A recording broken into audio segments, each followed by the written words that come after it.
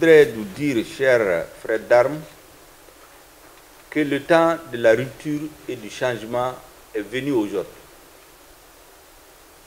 Voici le temps de la refondation, le temps de l'unité d'action, le temps de la discipline et de la cohésion, le temps du travail bien fait.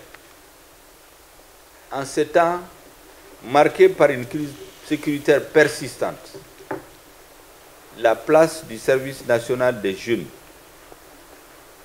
et celle de l'amicale des anciens du SNJ ne saurait être ailleurs qu'au centre de l'action de l'État. Aujourd'hui, je suis heureux de constater que les activités du SNJ ont démarré dans le camp de Bafo avec une première cohorte de 600 jeunes non fonctionnaires incorporés dans les états-majors et les directions du ministère de la Défense et des anciens combattants.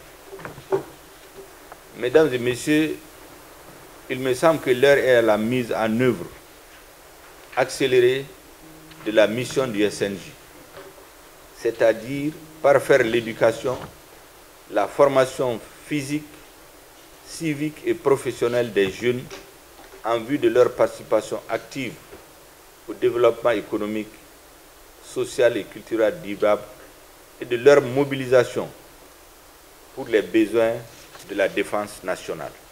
C'est pour cela que j'ai souhaité vous rencontrer aujourd'hui pour vous dire que le pays compte sur vous.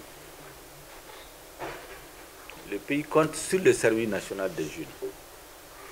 Le pays compte sur les anciens du service national des jeunes.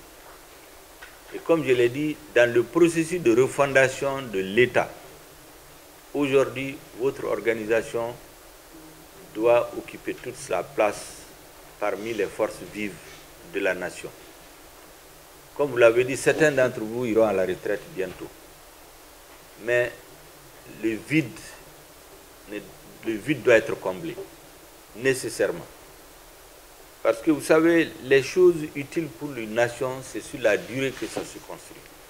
Et je crois que cette expérience a été unanimement saluée par tous les Maliens.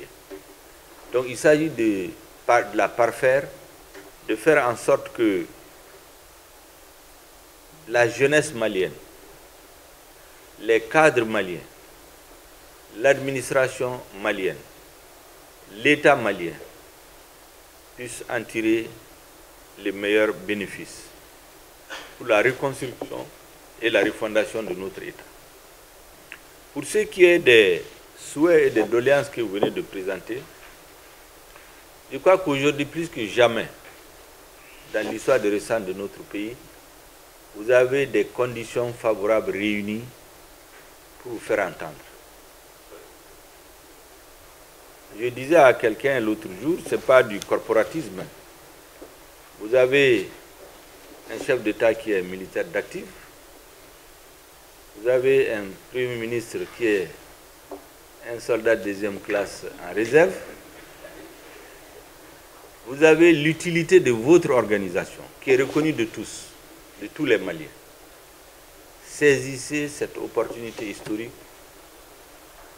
pour faire des propositions qui vont dans l'intérêt de notre pays, dans l'intérêt de notre armée, dans l'intérêt de notre jeunesse.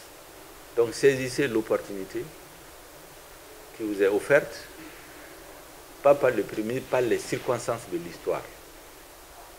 Transformez, comme on dit, cette situation de crise en opportunité pour le Mali, pour notre armée, pour notre jeunesse et pour votre organisation.